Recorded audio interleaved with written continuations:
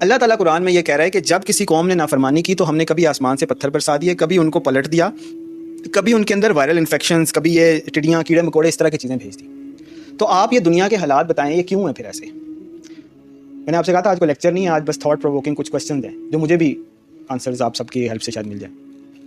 کہ کہیں پہ اللہ تعالیٰ انسانوں کو سٹف ہونے دے رہا ہے, بالکل بلڈنگز میں ڈالے ہوئے ہیں اور اوپر سے بالکل جلا کے راکھ کر دیے گئے ہیں. کہیں پہ ایسے ہو رہا ہے کہ بھوک اور افلاس اس قدر ہے کہ بچے بلک رہے ہیں. کہیں پہ ایسے ہے کہ بیماریاں, وائرل انفیکشنز, ڈینگی وائرس اور پتہ نہیں کیا کیا ہے. کہیں پہ ایسے ہے کہ اکنامک پرابلمز بہت زیادہ ہیں. اور ہمیں یہ لگتا ہے بار بار کہ یہ ڈینگی وائرس کیوں آ گیا, انڈیا نے ادھر سے چھوڑ دیا ہوگا بایو ویپن. وائرل انفیکشنز کیوں ہوتے ہیں, موسم چینج ہوتا رہتا ہے.